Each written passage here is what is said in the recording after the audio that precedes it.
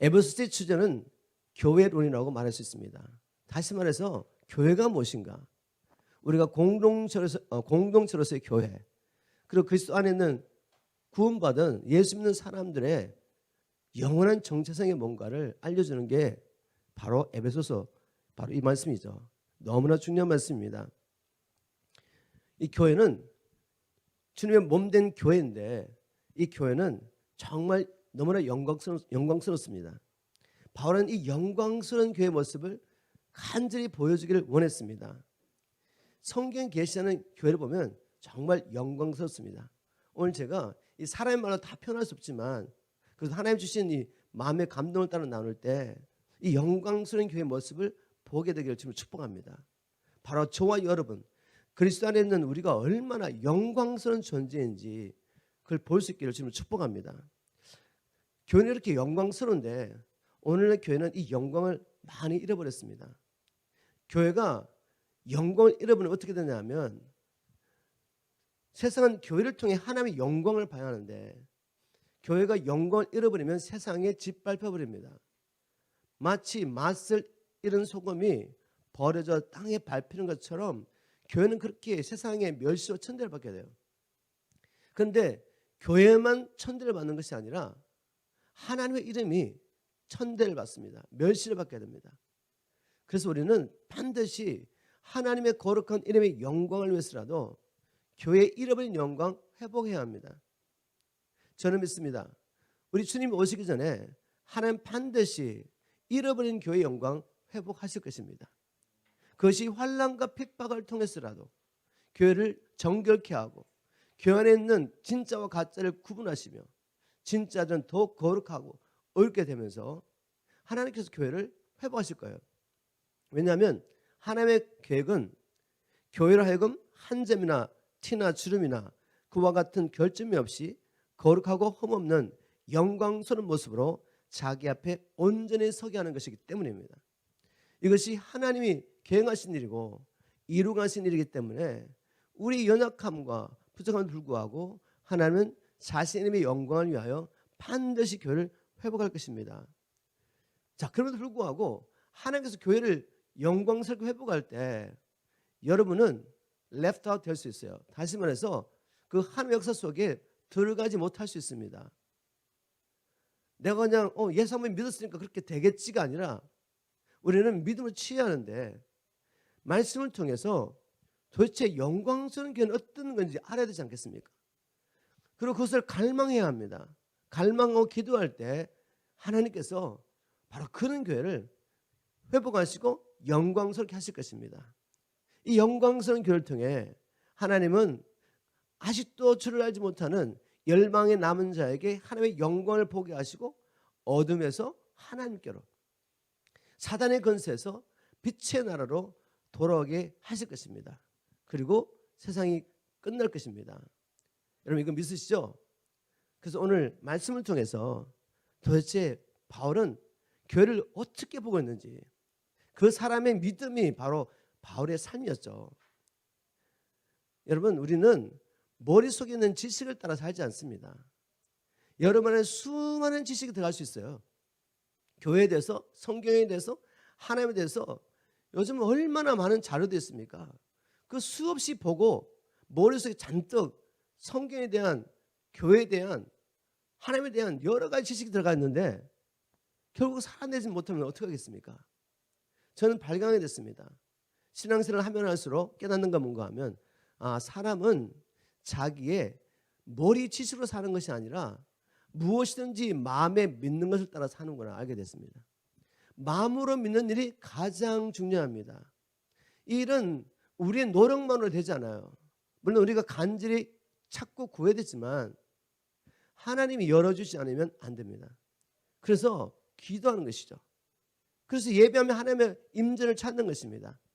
오늘 이런 마음으로 하나님 앞에 나아가는 여러분들에게 영광스러운 교회의 모습이 풀어지길 주님으로 축복합니다. 자, 하나님께서 디자인하신 교회 어떤 교회인지 첫 번째 보겠습니다. 에베소서 안에 있는 내용만 가지고 나누는 겁니다. 어떻게 보면 양이 굉장히 많은 것 같지만 여러분 영으로 받으시기를 주님으로 축복합니다. 이거 어떻게 다 기억하겠습니까? 저도 준비하면서 주님 이거 어떻게 다 기억할 수 있겠습니까? 근데 주님이 하신 말씀은 뭔가 하면 너는 선포해라. 그 다음에 내가 하는 일이다. 그것은 하나님이 하실 것입니다. 저는 성경에 있는 말씀을 선포할 거예요. 그래서 씨를 뿌리는 거죠. 씨를 뿌리는데 이게 마음에 심겨져서 자라게 하시는 일은 주님이 하실 일입니다.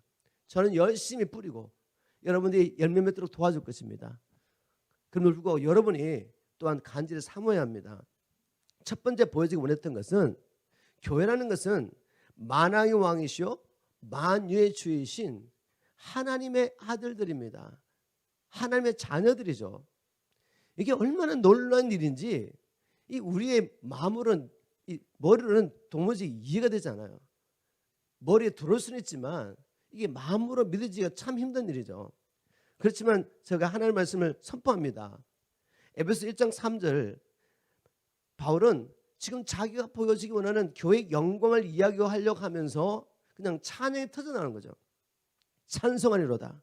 하나님 곧 우리 주 예수 그리스도의 아버지께서 그리스도 안에서 하늘에 속한 모든 신령한 복을 우리에게 주시되 곧 창세전에 그리스도 안에서 우리를 택하사 우리로 사랑 안에서 그 안에 거룩하고 험엽게 하시려고 그 기쁘신 뜻대로 우리를 예정하사 예수 그리스도로 말미암아 자기 아들들이 되게 하셨으니 굉장히 긴데 짧게 하면 이건 거죠.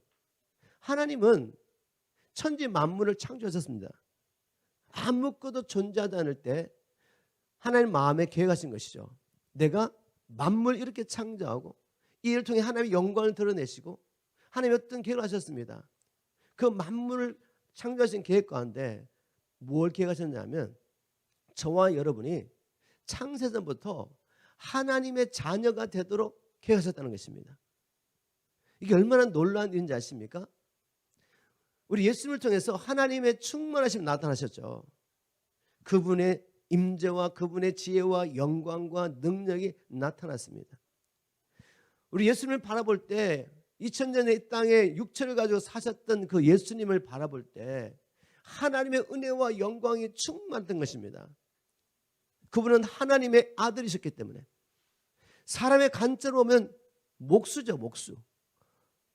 아주 그 유대 땅에서도 저 변방에 갈릴리 지방의 나사렛 동네에서 사셨던 목수의 아들이었습니다. 자신도 목수이시고 그냥 초라합니다. 그럼에도 불구하고 그분의 변하지 않는 영원한 정체성은 뭐였죠? 하나님의 아들들이었죠. 근데 놀랍게도 하나님께서 저와 여러분들을 하나님의 아들 되도록 계획하셨던 것입니다. 여러분 이게 믿어지십니까? 머릿속에는 접수가 됐는데 참 믿어지기 힘들죠. 왜냐하면 우리가 지금 육체 가운데 살기 때문에 뭐 제가 여러분을 바라보도 그렇고 여러분이 저를 바라봐도 그냥 평범하지 않습니까? 아주 평범한 사람들이에요. 그런데 바울이 이렇게 말합니다.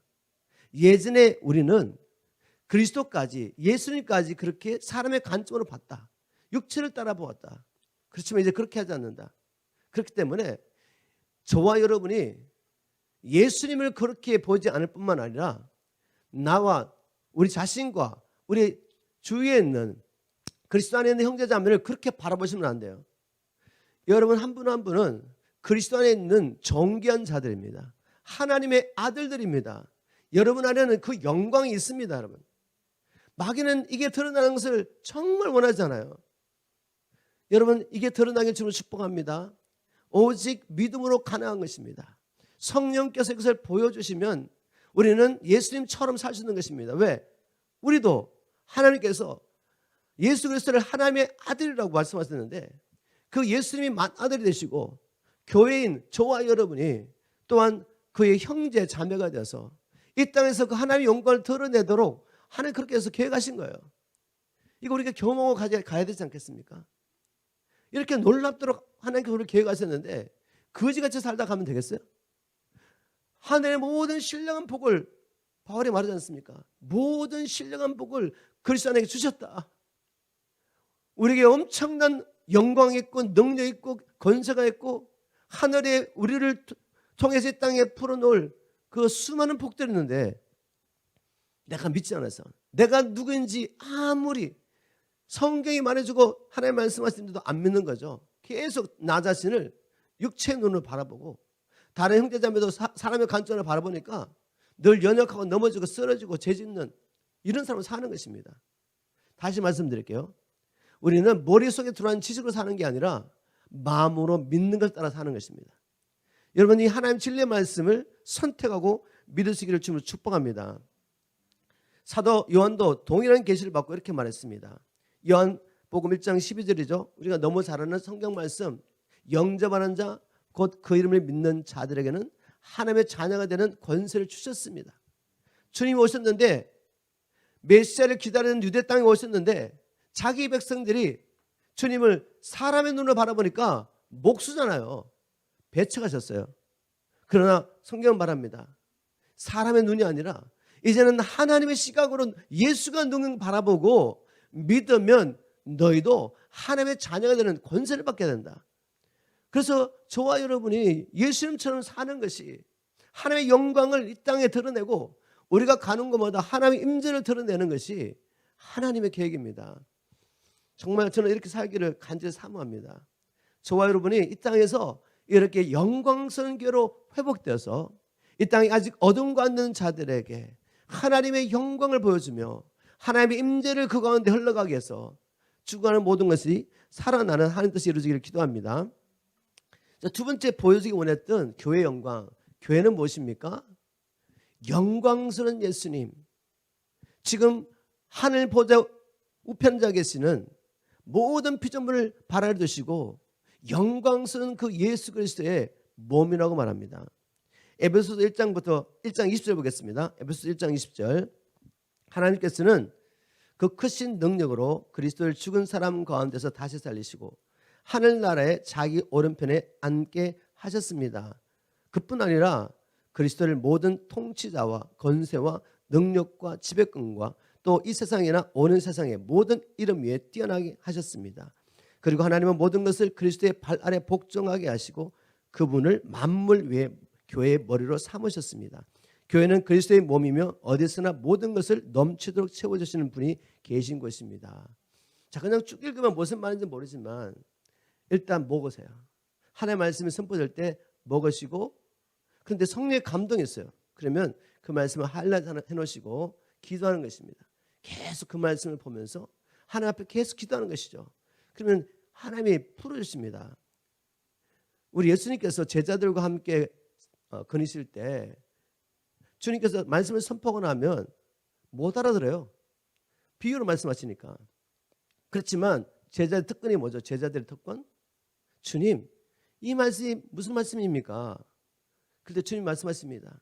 이 비밀이 너희들에게는 알려줄 수 있도록 하나님께서 알려줄 수 있도록 하였지만 다른 사람이 가려운 것입니다. 그런데 그 예수님이 바로 보혜사로 그들과 함께 하셨던 거죠. 보혜사라는 말은 다른 말로 하면 돕는 자 이런 말입니다. 교사, 돕는 자. 그런데 주님이 성천하셔서 지금 안 계세요. 그렇지만 주님 말씀하십니다. 이것이 너희들에겐 유익하다. 왜요? 예수님이 가시면 다른 돕는 자를 보내신다고 말씀하셨기 때문에. 그 다른 돕는 자가 여러분 안에 제 안에 계십니다. 그래서 물어보는 거죠. 성령님, 이 말씀의 의미가 무엇입니까? 보여주세요. 머리는 대충 이해가 가는 것 같은데 마음으로 믿어지려면 성령님의 계시, 가르쳐 주시면 필요합니다. 그분 여러 안에 계세요. 저 안에 계십니다. 그래서 물어보세요. 그럼 주님 풀어주시죠. 우리 예수님을 죽은 자 가운데서 사단의 권세에서 일으킨 능력이 바로 성령의 권능입니다. 그 성령님께서 죽은 예수를 죽은 자 가운데 살리심으로 사람의 눈으로 보면 목수지만 그러나 그분을 통해 일어난 일을 바라보면 이분은 하나님의 아들이 아닐 수가 없는 것입니다. 어떻게 죽은 자가 살아납니까? 하나님의 아들이 아니라면. 그 안에 있던 성령의 권능이 그분을 사단의 권세에서 사단의 결박을 풀고 살아나게 하셨을 뿐만 아니라 이제 그분 성천하셔서 어디 계시죠? 하나님 보좌 우편에 앉아 계십니다. 바로 그 안에 있던 지극히 크신 능력이 그를 행했다는 거죠. 그리고 그 발 아래 정사와 권세와 통치자와 이게 뭔가 하면 눈에 보이지 않지만 실제적으로 이 세상 나라를 다스리고 있는 어둠의 권세자들입니다. 지금 미국 대통령, 한나라의 대통령, 세상에 영향력을 미치는 사람들 뒤에는 보이지 않지만 이런 영적인 전쟁이 있는 것이죠. 이런 어둠의 권세뿐만 아니라 하늘에 있는 모든 천사들까지 지금 이 세상뿐만 아니라 이제 장차 임하게 될 그 세상에 어떤 권세자보다도 뛰어난 자가 되게 하셨다는 거죠. 하나님이 성령의 권능을 통해. 그래서 지금 그분이 어디 앉아 계시죠? 하나님 보좌편에 앉아 있습니다. 근데 지금 이거를 바울이 교회의 영광을 보여주려고 말하고 있는 거죠. 그런데 너희들이 그리스도의 몸이라는 거죠. 교회는 그리스도의 몸입니다. 예수님은 몸인 교회의 머리가 되시죠. 그분과 우리는 지금 하나가 되어 있습니다. 육으로 생각하면 이해가 안 돼요. 그러나 여러분 안에 영이 지금 성령을 통해 그리스도와 함께 연합해 있습니다. 그래서 영으로는 우리가 지금 하나님 보좌편에 그리스도와 함께 앉아 있는 것이죠. 그 말은 뭐죠? 주님 발 앞에 있는 모든 권세자들이 이제 우리 발 아래에 있는 것입니다. 믿습니까, 여러분? 이게 교회의 영광이에요. 그런데 바울이 이렇게 말합니다. 이 예수님은 만물 안에 계시며 만물을 충만케 하시는 분이십니다. 그런데 바로 교회가 그리스도의 몸이에요. 그 말은 무엇이겠어요?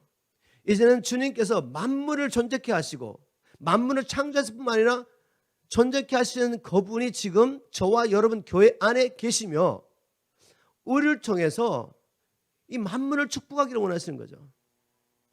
이게 바로 교회의 영광입니다. 교회가 있는 곳에는 만물이 살아나야 돼요. 사단의 권세에서 만물도 사람도 다 통치를 받으며 죽음을 경험하고 있습니다. 그런데 하나님은 교회를 통해서 만물을 회복하기 원하시죠. 죽어가는 저 영혼을 살리기 원하십니다. 이게 교회의 영광이에요. 또 바울은 2장에 가서 이제 이 교회는 하나님의 나라의 시민이며 가족이라고 말하죠. 에베소 2장 19절입니다. 그러므로 이제부터는 여러분이 외국인이나 나그네가 아니라 성도들과 똑같은 시민이며 하나님의 가족입니다. 하나님 나라의 시민이며 또 하나님의 가족이 됩니다. 이렇게 말씀했습니다. 자, 우리 하나님 나라 시민 되는 것이 어떤 것일까? 하나님의 가족이 된다는 게 뭘까? 제가 잠깐 설명하겠습니다. 이 성경 예를 들어서 한번 나누겠습니다. 하나님 나라의 시민이 된다는 건 정말 논란이지만 이게 우리가 잘 상상이 되지 않죠. 그래서 성경에 있는 이야기를 통해 잠깐 비유를 말씀드리지만 정말 하나님 나라의 시민이 되는 것은 놀라운 권세입니다. 이 바울이라는 사람이 복음을 전하다가 이제 예루살렘에 가게 되는데 예루살렘에 갔을 때 아시아에서 온 어떤 사람들이 바울을 보면서 막 공격하면서 예루살렘 사람을 선동하죠. 저자를 잡아 죽여야 된다. 저자는 가는 곳마다 하나님을 모독하고 이 성전을 모독하는 이야기를 하고 있다는 거죠. 그래서 내막을 모르는 앞과 뒤를 모르는 그냥 예루살렘 사람들이 막 선동해가지고 일어나가지고 다 바울을 죽이겠다는 난리를 지긴 거죠. 근데 그 당시에 유대는 누구의 통치를 받고 있었죠? 로마의 통치를 받고 있었습니다. 그 로마의 통치를 받고 있었는데 그 지역을 다스리고 있던 책임을 지고 있던 이 천부장이 들어보니까 지금 예루살렘에 난리가 났다는 거죠. 그래서 천부장이 자기의 군대를 데리고 이 소동을 진압하러 왔습니다. 이유는 모르겠지만 막 바울을 막 죽이려고 해요. 그래서 바울을 잡았습니다. 얘가 문제가 있나 보다. 그리고 이제 묶어놓고 채찍질하면서 신문하려고 합니다. 그때 바울이 무슨 말 하는지 아세요? 이 말 한마디에 그냥 모든 사람이 두려워하면서 천부장이 그냥 달려옵니다. 무슨 말 하는지 보겠습니다. 사도행전 22장 25절입니다. 사도행전 22장 25절. 너희가 로마 시민 된 자를 죄도 정하지 아니하고 채찍질할 수 있느냐? 그냥 한마디 했습니다. 나 로마 시민이야. 로마 시민이라고 말했는데 상황이 확 바뀌어버렸어요. 지금 문책하려고 하는 백부장은 100명의 군사를 데리고 있는 사람이죠. 백부장이 덮고 천부장이 달려갑니다. 천부장은 1000명의 군대를 관리하고 있는 권세자입니다. 천부장에 전하여 이르되 어찌하려 하느냐 이는 로마 시민이라. 이 말을 듣고 정신이 번쩍 들어가지고 천부장이 막 달려옵니다. 천부장이 와서 바울에게 말하되 네가 로마 시민이냐? 내게 말하라. 그랬더니 그래 나 로마 시민이야 이렇게 말했습니다. 그랬더니 천부장이 대답하기를 야 나는 돈을 많이 주고 그 시민권을 샀는데 넌 어떻게 그걸 얻었냐? 물었더니 나는 나면서부터 시민권자야. 나는 나면서부터 로마 시민권을 가지고 태어난 사람이야 이렇게 말했습니다. 그랬더니 신문하던 사람들이 곧 그에게서 물러가고 천부장도 그가 로마 시민인 줄 알고 또 결박한 것을 인하여 두려워하였다. 그 당시에 로마 시민권자가 얼마나 권세였냐면 아무리 뭐 죄를 졌다 그래도 조사를 해가지고 분명히 죄가 드러나지 않으면 신문도 할 수가 없고 아무것도 할 수 없었어요. 근데 로마 시민 된 자를 시민권자를 그냥 확인도 안 해보고 채찍달라했기 때문에 엄청난 죄를 지은 것입니다. 그 당시에 이 로마 시민권을 가지고 있다는 게 얼마나 놀라운지 아시겠어요? 물론 이것과는 비교할 수 없는 것이 하나님 나라의 시민 되는 것입니다. 여러분 하나님께서 여러분에게 우리에게 주신 하나님 나라 시민권이 얼마나 놀라운 것인지 여러분 깨닫게 되길 주님으로 축복합니다. 하나님 나라의 시민권을 가지고 있기 때문에 하나님의 천사들을 동원할 수가 있고 영적으로는 우리가 이것을 믿고 이 권세를 발휘할 때 두려워 떨 수밖에 없어요. 그것은 그것도 하나님의 아들의 권세이기도 합니다. 그리고 바울은 또 놀랍게도 야 이제 너희들 옛날에 이방인에서 하나님과는 아무 관계없던 사람들이었는데 예수 그리스도를 통해서 너희들도 유대인의 믿는 자와 함께 하나님의 가족이 되었어 라고 말했습니다. 하나님의 가족이 되었대요. 여러분 하나님의 가족 되는 게 얼마나 놀라운지 아십니까? 이것도 비교가 안 되지만 여러분이 어느 날 갑자기 트럼프 대통령 이 가정에 가족이 일원이 됐다고 한번 생각해 보십시오. 트럼프 대통령이 대통령으로서 이 나라를 다스리고 있을 때 여러분이 그 트럼프의 그냥 가족이 됐다는 것 때문에 사람들은 여러분을 두려워합니다. 마음대로 함부로 할 수가 없어요. 이것이 하나님의 가족 되는 것입니다. 이것이 하나님의 자녀가 되는 권세예요. 하나님께서 우리에게 이것을 깨닫게 해주기를 주님으로 축복합니다. 그래서 왕 같은 제사장으로 정말 당당하게 권세를 누리며 정복하며 다스리는 저와 여러분 되기를 주님으로 축복합니다. 이 정체성이 풀어지면 이제 쓸데없는 거 구하지 않습니다. 왕의 아들이 먹고 사는 문제 생각하면서 그거 구하겠어요? 제가 나중에 나누겠지만 내가 누군지 알면 그런 거 구하지 않습니다. 땅에 있는 거 구하잖아요. 내게 주신 권세를 가지고 어둠의 권세자를 결박하고 어둠의 권세대에 묶여있는 영혼들을 풀어내면서 하나님의 나라를 땅에 이루어가죠. 믿음으로 내 가정에 내가 섬기는 교회 우리에게 주신 이 땅을 우리가 정복하며 다스린다는 말씀입니다. 그리고 바울은 또 이렇게 고백하고 있습니다. 교회는 하나님의 거하시는 성전이다. 에베소서 2장 20절 에베소서 2장 20절 개역성경입니다. 너희는 사도들과 선지자들의 터 위에 세우심을 입은 자라. 그리스도 예수께서 친히 모퉁이돌이 되셨느니라. 그의 안에 건물마다 서로 연결하여 주 안에서 성전이 되어가고 너희도 성령 안에서 하나님의 거하실 처소가 되기 위하여 그리스도 예수 안에서 함께 지어져 가느니라. 참 놀라운 비밀이죠. 정말 바울은 하나님께서 놀라운 것을 보여주셨습니다. 성령님을 통해서 우리도 동일한 계시를 받을 수 있습니다. 교회는 하나님의 성전이래요. 자, 이 바울이 여러 가지 모양으로 설명하고 있는데 그것은 이 땅에 있는 어떤 한 언어로 교회의 영광을 다 설명할 수 없기 때문에 지금 에베소서에 나와 있는 이 표현 가지고도 다 설명이 안 되죠. 그래서 우리가 이것들을 묵상하면서 교회는 이런 것이구나 라고 우리가 알 수 있습니다. 저와 여러분 안에 우리는 성전이기 때문에 하나님이 계십니다. 여러분 안에 하나님이 계세요. 그리고 지금 우리 안에 하나님이 계십니다. 우리는 하나님의 성전입니다. 하나님의 성전에 하나님의 영광이 임하는 것이 얼마나 놀라운지 우리가 성경을 통해 한번 보겠습니다. 하나님의 영광이 임하면 우리가 그 영광 때문에 가까이 갈 수도 없어요. 다시 말해서 하나님 임재의 영광이 저와 여러분 교회를 통해 나타날 때 사람들이 이 영광 앞에 나올 수가 없다는 거죠. 꺾거릴 수밖에 없는 것입니다. 출애굽기 40장을 보겠습니다. 출애굽기 40장 34절 35절에 보니까 지금 하나님께서 모세에게 내가 그할 성막을 이렇게 지으라고 모든 성전의 기구뿐만 아니라 천막을 어떻게 짓고 지성을 어떻게 만들고 다 설명하셨습니다. 그래서 하나님께서 보여주신 식양대로 모세가 이스라엘 백성에게 명령하였고 그들이 그것을 그대로 다 만들었습니다. 이제 하나님의 성막이 하나님이 거하시는 그 성막이 텐트가 준비된 거죠. 그런데 하나님의 영광이 임하지 않으면 무슨 소용이 있겠습니까? 교회가 하나님의 성전인데 우리가 모일 때 하나님의 영광이 임하지 않으면 이거 아무 의미가 없는 것입니다. 그래서 우리가 하나님의 영광이 임하도록 예배하고 하나님 앞에 나아가는 거죠. 간절한 마음으로. 교회가 교회 되려면 하나님의 영광이 임해야 합니다. 성전이 준비되고 난 다음에 하나님의 영광이 임하자 35절에 보니까 모세가 회막에 들어갈 수 없었으니 이는 구름이 회막 위에 덮이고 여호와의 영광이 성막에 충만함이었으며 하나님의 영광이 그 성막 안에 임하자 모세까지 들어갈 수가 없었대요. 자, 동일한 일이 솔로몬이 성전을 건축하고 난 뒤에 일어납니다. 솔로몬이 건축한 성전은 다윗이 그 식양을 받았죠.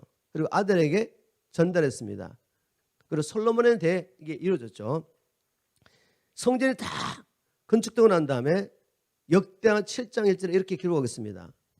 솔로몬이 기도를 마침에 불이 하늘에서부터 내려와서 그 번제물과 제단을 사르고 여호와의 영광이 그 성전에 가득하니 여호와의 영광이 여호와의 전에 가득하므로 제사장들이 여호와의 전으로 능히 들어가지 못하였고 제사장들은 이스라엘 백성들 가운데 특별히 하나님의 임재 앞에 들어가서 하나님을 섬기도록 선택한 자였는데도 불구하고 하나님의 그 영광의 성전에 가득하자 들어갈 수가 없었어요. 여러분, 이것이 하나님의 성전이 된다는 말입니다. 성전인 우리 안에 하나님 임재와 영광의 충만이 임하면 세상 사람들이 건져갈 수 없는 위험이 있는 것입니다. 그런데 지금 왜 짓밟히고 있죠? 영광이 떠났다는 거죠. 하나님의 임재가 하나님의 영광이 교회를 떠나버리니까 어떻게 됩니까? 세상 사람 우리를 무시하는 거죠. 우리를 짓밟습니다. 이 영광 회복되기를 주님으로 축복합니다.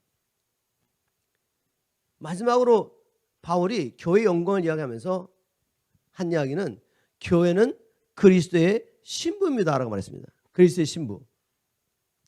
에베소 5장을 보겠습니다. 에베소 5장에 바울은 이제 교회인 우리가 사람과의 관계에서 어떻게 해야 하느냐 나누면서 먼저 남편이 아내에게, 아내가 남편에게 그리스도 안에 있는 사람들 어떻게 해야 되는지를 이야기했습니다. 그래서 그리스도 안에 있는 남편과 아내가 어떻게 살아야 되느냐를 이야기하다가 갑자기 바울이 이렇게 말합니다. 에베소서 5장 31절에 그러므로 사람이 부모를 떠나 그의 아내와 합하여 그 둘이 한 육체가 될지니 이 비밀이 크도다. 나는 그리스도와 교회에 대하여 말하노라. 우리가 성경을 보니까 하나님이 아담을 창조하시고 난 다음에 아담의 배필될 아내는 다른 짐승을 창조하지 않으시고 어떻게 했죠? 이미 창조된 아담 안에서 갈비뼈를 쳐여가지고 그 아담에서 나온 걸 가지고 여자를 만들었습니다. 아내를 만들었죠. 아담을 위해서. 그래서 이렇게 말합니다. 여자라는 것은, 아내라는 것은 남자에서 나왔기 때문에 결국 결혼한 걸 통해서 한 몸을 이루는 것이 하나님의 계획입니다. 그래서 바울은 말하죠. 아내를 사랑하는 자는 자기를 사랑한 것이다. 왜? 자기 몸에서 나왔으니까. 이건 살아보시면 경험하게 됩니다. 완전 다른 인격체인데, 다른 부모를 통해 태어났는데 하나님께서 섭리 가운데 남편에게 아내를 주셨어요. 근데 그 아내와 불화하고 있으면, 마음이 통하고 있지 않으면 하나님과 다 닦여버립니다. 아내와 갈등했으면 내 안에 절대로 평화가 없어요. 기쁨이 없습니다. 그 기쁨을 관계가 깨진 상태에서 다른 데서 찾으려고 한번 해보세요. 절대로 찾을 수 없습니다. 아내와의 관계를 풀어야죠. 그러면 하나님과도 열리고 세상과도 열리게 됩니다. 이게 비밀의 비밀. 이 이야기를 하면서 근데 사실 나는 남편과 아내의 관계를 통해서 교회와 그리스도의 관계를 보여주기 원했다는 거죠. 바울은 말합니다. 나 지금 남편과 아내의 연합을 이야기했는데 사실 이건 비밀인데 그리스도와 교회가 바로 이런 관계에 있어. 교회는 그리스도의 신부야. 그리스도는 우리의 신랑이 되십니다. 그래서 예수를 믿을 때 하나님께서 성령을 통해서 그리스도의 몸 안에 우리를 침례하죠. 연합시켜버립니다. 하나가 되는 거죠. 이 연합의 비밀이 얼마나 놀라운지 모릅니다. 여러분, 그리스도의 신부가 된다는 것 얼마나 놀라운지 한번 제가 성경 예를 통해 한번 나눠보겠습니다. 우리 예전에 그냥 평범한 사람이었어요. 영적으로 보면 정말 심각한 상태였죠. 마귀의 자녀였지 않습니까? 그런데 예수를 믿는 순간에 성령의 세를 통해서 이제는 만왕의 왕 만유의 주이신 예수 그리스도의 신부가 되었어요. 이걸 설명하려면 제가 성경의 에스더 이야기를 하겠습니다. 에스더라는 사람은 BC 597년에 바벨론이 침공해가지고 포로로 끌려가는데 두 번째 침공했을 때 BC 597년에 유다에 있던 사람들이 바벨론 포로로 끌려갑니다. 그리고 한 100여 년이 지나가지고 세대가 지났죠. 그 포로로 끌려온 후손으로 태어난 사람이 에스더였습니다.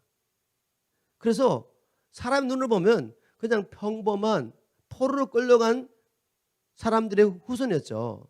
근데 어느 날 갑자기 이 에스더가 아주 평범한 포로인 이 소녀가 그 페르시아 제국의 황제의 왕후가 됩니다. 왕후가 되죠. 그 당시에 페르시아 제국이 얼마나 넓었냐면 172개의 지방을 다스리고 있었습니다.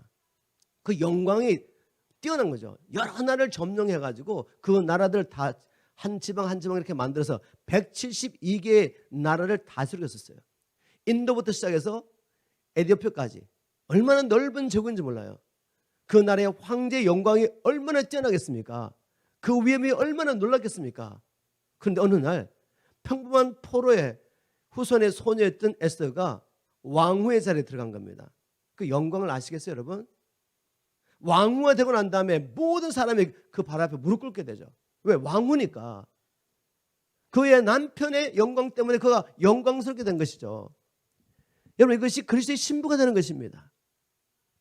그리스도의 영광이 너무나 뛰어나기 때문에 그의 신부인 우리의 영광도 그와 함께 뛰어난 것입니다. 자, 우리가 이렇게 살펴보니까 결국 교회의 영광이라는 것은 그리스도와 연합을 통해 하나됨을 통해 우리가 누리게 되는 영광이죠. 우리가 만일 나의 교회의 영광에 대해서 알지 못한다는 것은 결국 다른 말로 하면 우리가 그리스도의 영광을 모르는구나 이렇게 생각하시면 돼요. 그리스도의 영광을 알면 그분 안에 있는 나의 영광도 알 수 있습니다. 다시 말씀드릴게요. 여러분 자신을 바라보면서 나 이것밖에 안 돼? 자꾸만 육으로 바라보죠. 세상의 관점으로 바라보죠. 옆에 형제 자매들 봐도 별로 정말 내 남편을 봐도 내 아내를 봐도 육으로 보니까 별거 아니죠. 왜 이렇게 보는 줄 아세요? 하나님의 영광을 모르기 때문에. 저와 여러분 안에 계시는 그리스도의 영광을 모르고 그분과 우리가 연합했다는 이 비밀을 모르니까 자꾸만 사람 눈으로 바라보는 거죠. 그런데 성령이 임해가지고 하나님을 알게 되면 그분의 영광을 깨닫게 되면 갑자기 모든 만물이 달리 보는 거 아세요?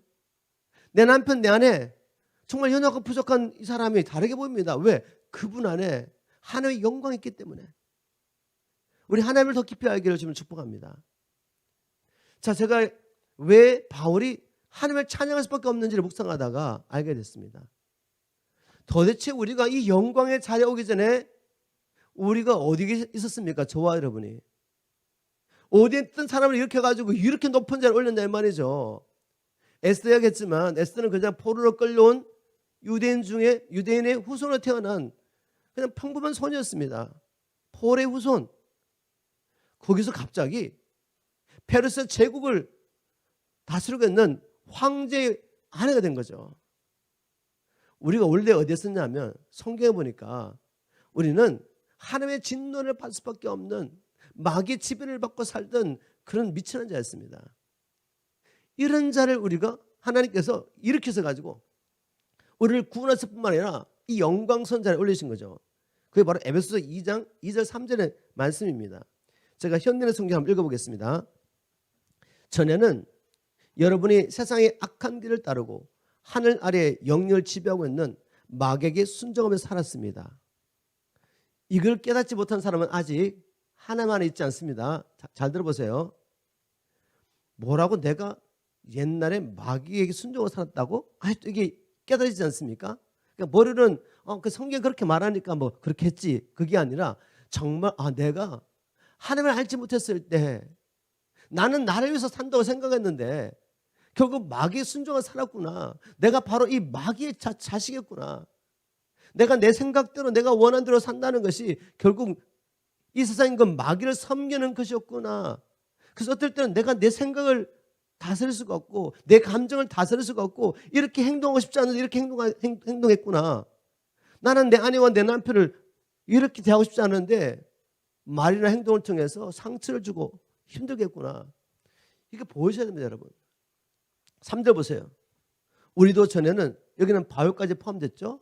지극히 정교로 살았던 바울까지 포함해서 우리도 전에는 그들과 같이 우리 육체 욕심대로 살며 육체와 마음의 원한대로 하여 다른 사람들과 마찬가지로 본래부터 하나님의 노요심을 살 수밖에 없던 사람들. 결국 마귀의 종로로 평생 살다가 하나님의 진노를 받고 멸망할 수밖에 없는 그런 사람이었어요. 그런 사람을 지금 그리스도의 신부가 되게 하고 하나님의 아들들이 되게 하시고 하나님께서 그하기 원하시는 성전 삼아주신 거죠. 하나님 나라의 시민 되게 하시고 하나님의 가족으로 불러주신 거예요.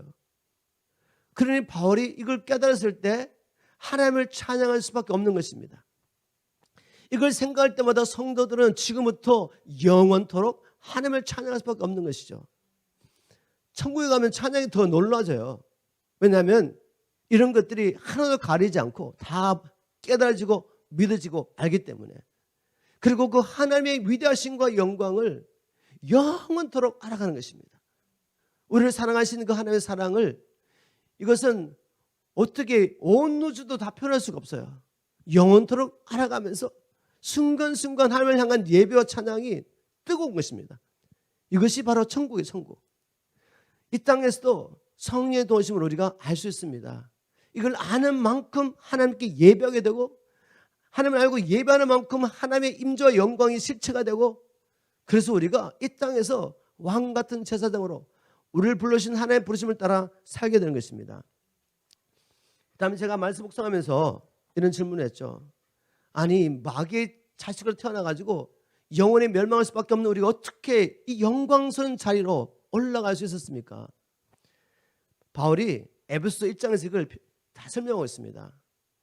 이것은 결국 하나님의 사랑과 절대 주권 안에서 이루어진 일이지 우리의 원함이나 노력으로 된 것은 아니었다는 거죠.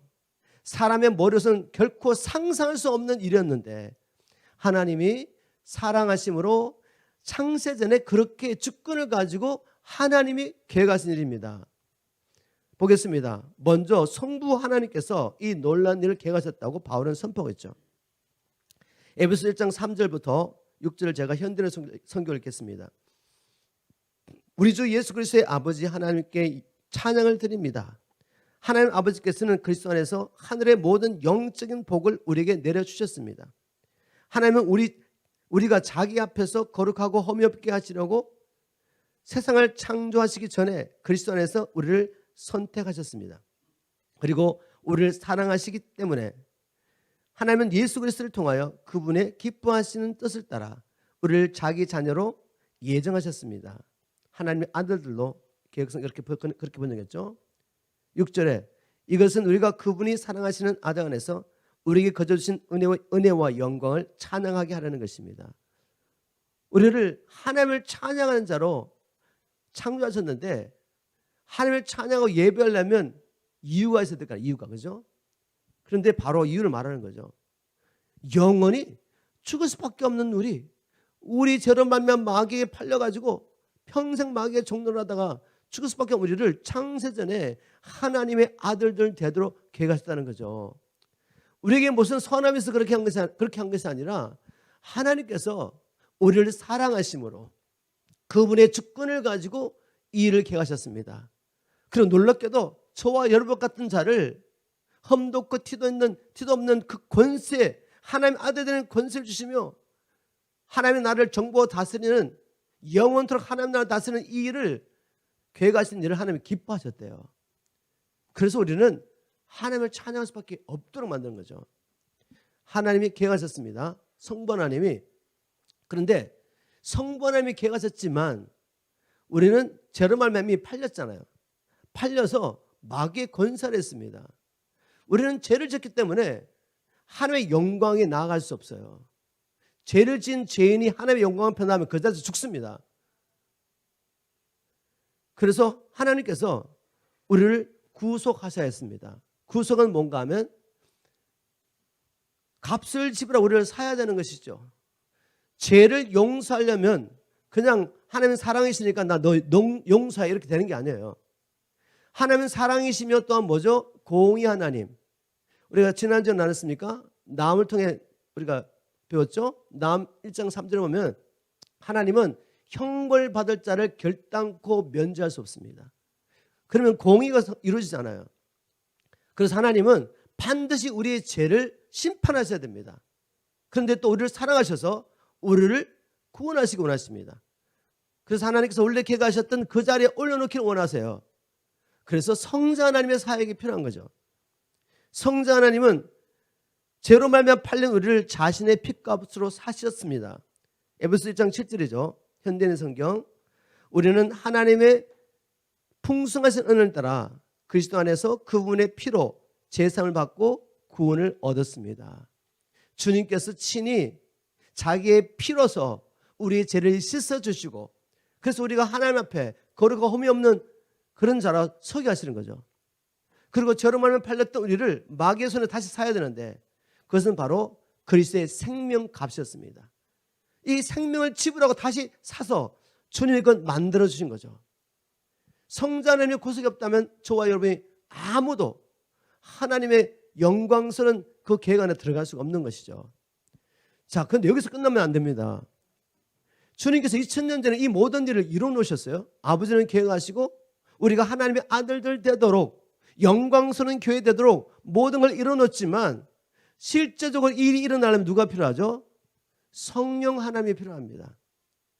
성령 하나님이 아니면 아무도 이 비밀을 깨달을 수가 없어요. 그래서 13절 이렇게 말합니다. 그리고 그리고 여러분은 그리스도 안에서 진리의 말씀 곧 여러분을 구원하는 복음을 듣고 그리스도를 믿었으므로 그에 대한 정표로 하나님께서는 약속하신 성령으로 여러분 각자를 도장 찍으셨습니다.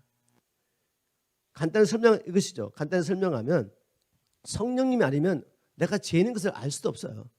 성령님이 아니면 내가 지금 이렇게 살다는 영원히 멸망받을 수밖에 없다는 걸 알 수가 없습니다.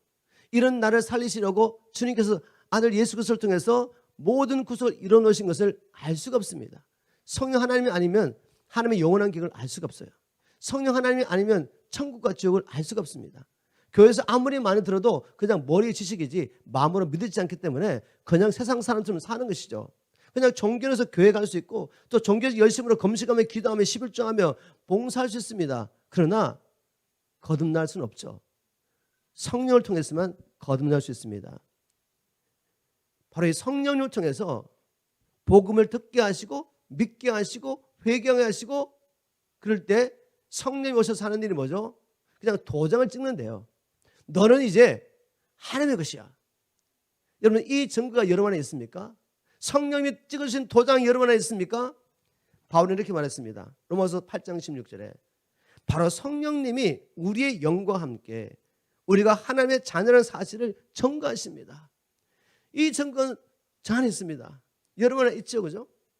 우리가 때로는 쓰러지고 넘어지지만 우리가 하나님을 아버지라고 부르면서 우리 안에 있는 간절한 소원을 하나님께 아뢰입니다. 주님, 저희 허물과 죄를 용서해 주시고 하나님의 거룩한 이름의 영광을 위해서라도 영광스러운 교회로 있게 도와주십시오. 하나님의 아들로 살게 도와주십시오. 하나님 우리 PMC 성도들이 왕같은 제사장으로 살게 도와주십시오. 아버지라고 부를 수 있는 것은 내 안에 계신 성령을 통해서 내 영이 함께 하늘과 땅을 창조하신 저 광대하시고 위대하시고 영광스러운 하나님을 아버지라고 부르게 하시는 것입니다. 성령의 도장으로 너는 내 것이라고 인을 쳐주시는 거죠. 이렇게 해서 우리가 성부, 성자, 성령님 하나님의 협력사를 통해서 영광스러운 교회로 회복되었습니다. 거듭났습니다. 자, 이제 바울의 기도를 한번 나눠보겠습니다. 이 바울의 기도가 왜 중요하냐? 이렇게 열심히 설명했지만 그냥 듣는다고 이게 깨달아지고 믿어지면 얼마나 좋겠습니까? 여러분 기억하십시오. 이 세상의 어둠의 권세자들, 어둠의 영들, 여러분을 예전에 사로잡았고 여러분의 삶 가운데 왕노했던 이 악한 영들, 그들은 절대로 여러분이 이것을 깨닫기를 원치 않습니다. 이것을 깨닫고 여러분이 정말 왕같은 제사장으로 하나님의 아들로서 그리스도의 신부로서 권세를 누리며 여러분이 가는 곳마다 하나님의 영광이 임하면서 죽은 것에 살아나며 어둠의 나라들이 무너지고 하나님 나라 회복되는 거 절대로 원하지 않습니다. 얼마나 방해가 많은지 몰라요. 그래서 바울은 이렇게 기도합니다. 바울이 에베소에 보니까 두 번 기도하는데 첫 번째 기도는 1장에 나와 있고 두 번째 기도는 3장에 나와 있는데 제가 이것 가지고도 많은 말씀을 나눌 수 있지만 간단하게 나누겠습니다. 첫 번째 기도는 초점 이겁니다. 이렇게 교회는 영광스러운 거야 라고 쭉 설명하고 또 앞으로 설명하면서 뭘 기도하냐면 그리스도 안에 있는 우리가 누구인지 알게 달라고 기도해요. 다 설명했는데 앞에서 왜 또 이렇게 기도를 하시나 보겠습니다. 첫 번째 기도는 알게 달라는 기도죠. 나는 1장 17절입니다. 나는 우리 주 예수 그리스도의 하나님 영광의 아버지께서 여러분에게 지혜와 계시의 성령을 주셔서 하나님을 더욱더 잘 알게 해주시기를 기도했습니다. 하나님 에베소 성도들에게 지혜와 계시를 주셔서 하나님을 더 알게 도와주세요. 왜 우리가 영광스러운 교회를 못 사느냐 하면 하나님을 알지 못하니까, 그분을 모르니까 그분과 연합에는 나도 모르는 거예요. 여러분 늘 하나님 말씀 보고 말씀 들을 때 항상 이렇게 기도하세요. 주님 제게 지혜와 계시를 영을 주십시오. 저는 기도합니다. 말씀 읽기 전에 먼저 하나님 앞에 기도합니다. 하나님 제 영을 열어주세요. 지혜와 계시를 주십시오. 그리고 방언으로 막 기도하면서 성경을 막 보고 듣죠. 하나님 막 기도합니다. 하나님 깨닫게 해달라고. 수없이 많이 봤는데 에베소서를 다 외웠는데 그래도 안 열리는 거죠.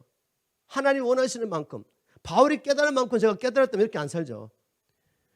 그래서 하나님께 지혜와 계시를 주셔서 하나님을 알게 되도록 기도하고 그 다음에 18절 보세요. 여러분의 마음의 눈을 밝히셔서 부르심을 받은 여러분의 소망, 희망이 무엇이며 성도들이 하늘 나라에서 받게 될 영광스러운 축복이 얼마나 풍성한 것을 알게 해주십시오. 뭘 알게 되려고요? 하나님이 여러분 불러주셨어요. 영광스러운 교회로 불러주셨습니다. 하나님의 자녀들로 불러주셨습니다. 하나님의 그리스도의 신부로 불러주셨어요. 이것 좀 알게 되려고. 그리고 우리가 하나님의 아들들이고 그리스도의 신부이기 때문에 그리스도 안에서 이제 하나님 나라를 상속하게 될 거예요. 그 나라가 얼마나 영광성을 알면 쓸데없는 땅에 구하고 살겠어요? 그렇게 살지 않습니다. 하나님 나라를 구하며 살죠. 내게 주신 시간과 물질, 이 땅의 세상에 이 땅의 삶이 끝날 때 사라질 그런 것들을 구하며 살겠어요? 썩어 없어질 물질과 이것을 가지고 하나님 나라를 구하며 산다는 것입니다. 이걸 알게 되도록 기도합니다. 그리고 19절에 또 믿는 우리 속에서 강한 능력을 역사하시는 하나님의 권능이 얼마나 큰 것을 알게 되려고 기도합니다. 지금 여러분 안에 제 안에 주님을 죽은 자 가운데 살리시고 하나님 보좌 우편 앉게 하신 그 동일한 능력이 하나님의 놀라운 능력 역사라고 했습니다. 주님 이 땅에 사시는 동안에 가는 곳마다 귀신을 내쫓고 마귀에 눌린 자를 고쳐주시면서 병든 자를 고치고 수많은 영혼들이 회개하고 하나님 앞에 돌아오게 하셨던 그 동일한 성령의 권능이 있는데 알게 해달라는 거죠. 이 바울의 기도를 통해, 사도의 기도를 통해 우리가 배워야 될 게 있습니다.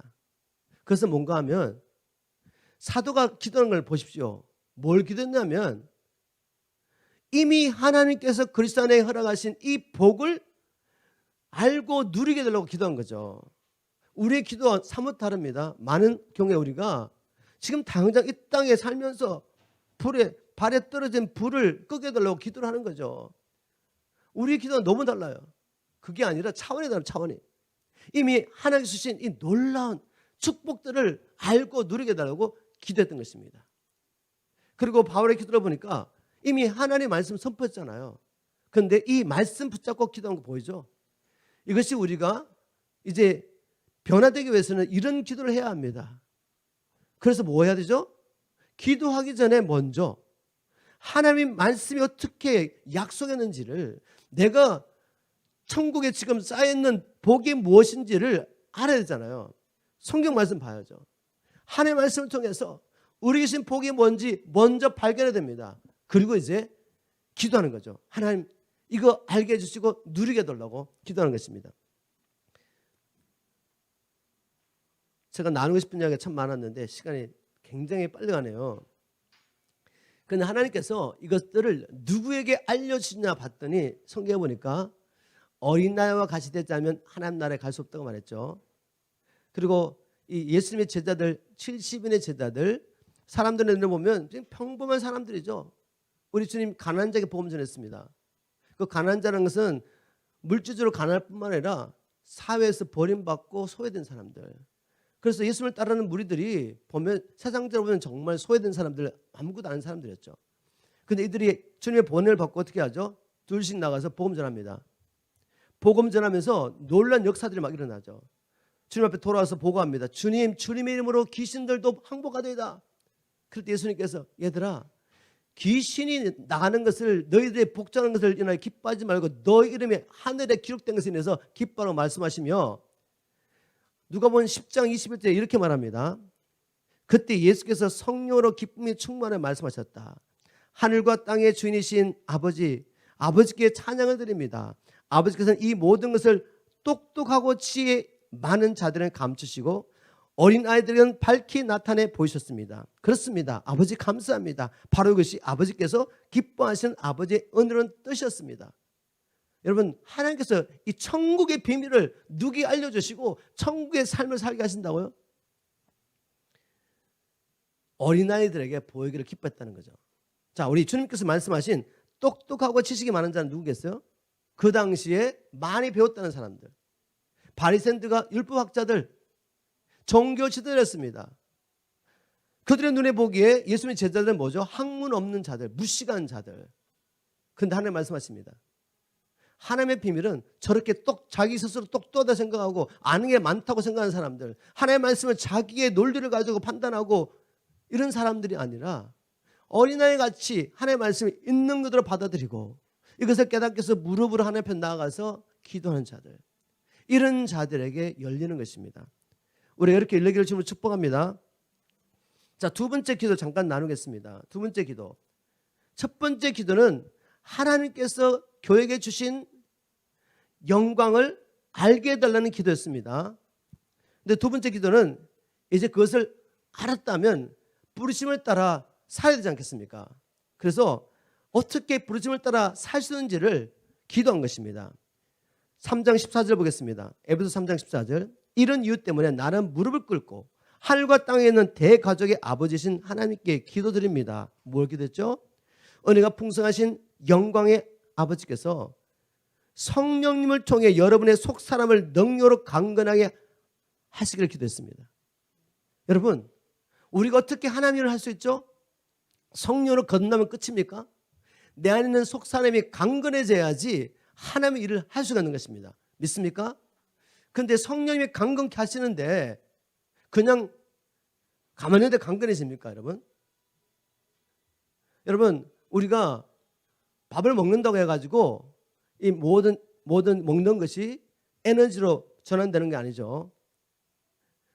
하나님께서 은혜를 주시지 않으시면, 하나님 주신 생명이 없으면 먹어도 소화 못 시키고 그냥 죽는 것입니다. 그럼에도 불구하고 우리가 해야 되는 게 뭐죠? 먹어야지. 내가 먹을 때 하나님이 역사를 하는 거죠. 다른 말로 하면 농부가 그냥 가만히 있으면 그냥 먹고 사는 게 아니잖아요. 열심히 땀을 흘리면서 씨를 뿌리고 가꿉니다. 근데 자라게 하신 분 누구죠? 생명을 주시고 그 생명이 열매 맺게 하는 분은 하나님이신 거죠. 성령께서 여러분을 강건케 해주기를 원하시면 어떻게 된다? 먹으셔야죠. 먹으실 때 뭘 먹으라고요? 세상의 것을 먹으면 안 돼요. 영적 훈련은 단순합니다. 여러분이 세상의 것을 먹으면 육이 강해지고, 세상의 것을 먹으면 세상의 영이 여러분의 육을 강하게 만듭니다. 그런데 하나님의 진리의 말씀을 먹으면 성령께서 그걸 통해 여러분의 속산을 강하게 하신다는 거죠. 여러분 지금 뭘 먹고 계십니까? 매일매일 삶 가운데서 뭘 먹고 사십니까? 하나님의 뜻을 이루며 하나님 나라를 이루가기 원하면서 먹는 것을 맨날 그걸 먹고 있으면 어떻게 되겠어요? 자, 그런데 여러분 보세요. 우리가 몸에 좋은 게 뭔지를 아는데도 불구하고 잘 땡기지 않아가지고 입맛이 없어서 못 먹는 사람도 있잖아요. 그죠? 대부분이 그렇죠. 이거 먹으면 좋은 줄 아는데 내 입맛이 이쪽으로 당겨요. 그런데 정말 몸에 문제가 생겨서 이 먹는 습관 바뀌지 않으면 안 된다고 생각하면 어떻게 하죠? 결단하고 먹는 입맛을 바꿔버리죠. 그래서 먹다 보면 그게 진짜 몸에 좋은 게 내 몸이 원해요. 그래서 바뀔 수 있습니다. 영적도 마찬가지죠. 하나님 말씀을 먹어야 되는 걸 아는데 내 입맛은 자꾸만 세상의 것을 자꾸 먹어요. 이대로 가면 되겠어요? 아니 심각하지 않으신 것 같은데 죽습니다, 여러분. 영적으로 죽어요. 영적으로 더 심각한 병에 걸려가지고 어떻게 될지 모릅니다. 그럼 뭐 해야 되겠습니까? 결단하셔야지. 주님, 나 이제 세상의 거 먹지 않겠습니다. 힘들고 어렵지만 하나님의 말씀을 먹는 것입니다. 시간 날 때 유튜브 열어가지고 세상의 거 보지 말고 유튜브에 들어가도 좋은 거 보세요. 바이블 프로젝트 같은 데 들어가면 말씀을 풀어주면서 하나님의 말씀을 계속 읽도록 도와주고 깨닫게 하도록 도와주는 걸 보라는 거죠. 그리고 성경을 계속 들으세요. 훈련하는 것입니다. 그래도 안 되면 어떻게 해요? 금식하며 기도하며 싸워야죠. 왜냐하면 세상의 것을 많이 먹으면 세상의 영이 들어와가지고 여러분의 속성을 강건하려고 성경 보려고 할 때 그냥 볼 수 있습니까? 예배드리러 들어가서 하나님의 말씀 앞에 왔는데 자꾸 딴 생각하면서 빨리 예배가 안 끝나지 왜 목사님이 설교가 길어지지 자꾸 잡생각이 나든지 아니면 말씀이 선포되면 그냥 눌려가지고 눈도 무겁고 몸도 무겁지 않습니까? 몸도 무겁다는 거예요.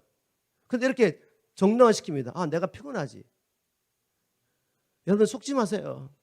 세상의 영이 여러분을 누르고 있습니다. 여기서 벗어나야죠. 그래서 어떻게 합니까? 안 되면 금식을 선포하는 거죠. 금식을 선포하면서 내 육을 죽이고 내 속삼을 강건해지도록 하나님 앞에 나아가면서 기도하는 것입니다. 그리고 자가 축사하세요. 예수의 피를 뿌리고 다시 한번 회개하고 나의 생명을 하나님 앞에 드리고 예수의 피를 뿌리고 나를 억누르고 내 영을 업하고 있는 이 어둠의 세를 향하여 선포하는 것입니다. 나가! 나사의 손 내가 너를 결박한다. 떠나갈지어다. 그 성령의 도우심을 구하면서 성경을 읽는 것입니다. 이렇게 바꾸셔야 돼요.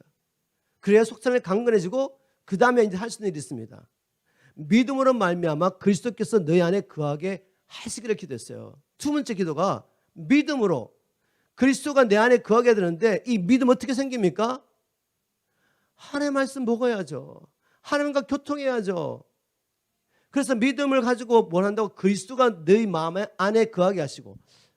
이게 무슨 말씀인지 성경학자들이 정말 혼란스럽습니다. 아니 예수 믿으면 다 주님 거하시는 거 아니에요? 그런데 왜 다시 또 믿음으로 예수 그리스도가 거하도록 기도하고 있지? 여러분 문맥을 통해 보시면 이런 의미입니다.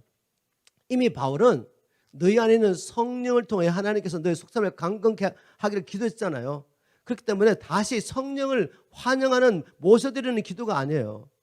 그것은 다른 말로 하면 예수 그리스도께서 너희 안에 보좌에서 통치하시기를 기도한 것입니다. 주님 오셔서 나의 마음의 보좌 안에서 통치하여 주세요. 주님 내 안에 하나님 나라 임하게 해주십시오. 이런 기도입니다. 그래서 하나님의 통치하심으로 이제 어떻게 합니까? 하나님의 말씀에 순종하여 어떻게 하죠? 그분의 사랑 안에 거할 수 있습니다. 내 속사람이 사랑 안에 뿔을 내리는 거죠. 세상의 잡념이나 세상의 것에 뿔을 내는 것이 아니라 내 마음에 늘 그 하나님의 사랑으로부터 공급을 받는 것이죠. 그래서 어떻게 합니까? 이제는 모든 성도들과 함께 하나님의 이 사랑의 높이와 깊이와 넓이와 길이가 어떠함을 알아서 하나님의 모든 충만하심이, 하나님의 영광과 임재가 여러분의 충만하게 임하는 것입니다. 하나님의 은혜와 사랑이 여러분의 충만하게 임하는 것입니다. 그 다음에 일어난 일이 뭐죠? 이게 넘치는 거죠. 내가 가는 것에 내 안에 충만한 은혜와 사랑이 흘러 넘쳐서 결국 세상이 그리스도의 몸인 우리를 통해 하나님의 영광을 보게 되는 것입니다. 어둠 갖는 자들이 이 빛을 보고 택하신 자들은 빛 가운데로 나오게 되는 것이죠. 그래서 교회를 통해서 하나님의 나라가 열방 가운데 회복되기를 원하시는 것이죠. 결국 바울이 원했던 게 뭘까요? 교회를 교회되게 해서 영광을 회복하게 해서 교회의 영광을 통해 온 세상에 하나님 나라 회복되는 일을 위해서 기도한 것입니다. 오늘 에베소를 통해 주님께서 저와 여러분이 주기 원하시는 것은 두 가지입니다. 크게 두 가지. 영광스러운 교회가 무엇인지 알아라는 것입니다. 교회는 하나님의 아들들이요, 교회는 하나님의 가족이며 하나님 나라의 시민이며 그리스도의 몸이며 마지막에는 그리스도와 연합한 그리스도의 아내라고 선포합니다. 이걸 알았으면 이 부르심을 따라 살 수 있도록 이제 바울은 기도했습니다. 우리의 기도가 이렇게 바뀌어야 되는 거죠. 하나님, 하나님을 더 알게 도와주세요. 우리를 불러주시는 부르심의 소망이 무엇인지, 불러주신 우리 주님께서 우리를 위해서 예배하신 그 하나님 나라의 풍성한 유업이 뭔지 알게 도와주십시오. 우리에게 맡기신 사명을 감당할 수 있도록 이미 베푸신 우리 안에 역사하신 하나님의 강력한 능력을 알게 도와주십시오. 알게 되려고 우리 기도합니다. 그리고 이제 성령께서 우리의 속성을 강건케 해주시도록 말씀과 기도로 하나님께 나아가는 거죠. 말씀을 채우세요. 그러면 믿음이 생깁니다. 믿음으로 그리스도가 우리 안에 통치하도록 간구하며 이제 순종하는 자가 그리스도의 사랑 안에 뿌리를 내리게 되고, 그래서 그 사랑을 먹으면서 하나님의 은혜와 하나님의 사랑이 우리 안에 충만해지겠죠. 하나님의 인자와 영광 우리 안에 충만해질 때 저와 여러분이 밟는 그 땅, 우리가 만나는 그 사람들에게 하나님의 영광이 우리를 통해 나타나는 것입니다. 그렇듯 하나님께서 영광을 받으시고 하나님 나라가 이 땅에 임하는 것이 하나님께서 우리를 불러주신 계획입니다. 교회가 이 땅에 존재하는 목적이죠. 오늘 말씀을 통해서 이런 일이 일어나기 위해서 내게 필요한 것이 무엇인지 여러분 자신에게 물어보십시오. 나는 이 교회의 영광에 대해서 알고 있는가? 다시 말해서 나는 하나님의 영광을 알고 있는가? 이 말씀이죠. 하나님 내게 지혜와 기생을 주셔서 알게 해주세요. 나는 이제 주님의 영광스러운 교회의 모습으로 이 땅에 존재하고 살고 있는지 하나님이 살아낼 수 있도록 도와주세요. 이제 내가 세상의 것을 먹지 않고 하나님의 말씀을 먹을 수 있도록 도와주십시오. 다시 한번 나의 삶을 주님께 드리오니 성령으로 충만하게 채워주시고 성령을 통해 나의 속성을 강건케 해주시며 이제는 주님의 사랑에 뿌리를 내리며 그 사랑을 먹고 살게 도와주세요. 그래서 나를 통해 하나님의 영광과 임재가 가는 곳마다 넘치게 도와주시고 하나님 나라가 임하게 도와주십시오. 이것이 우리의 기도가 되기를 주님으로 축복합니다. 주님 오시는 그날까지 영광스러운 교회로 저와 여러분이 이 땅에 있기를 주 이름으로 축복합니다.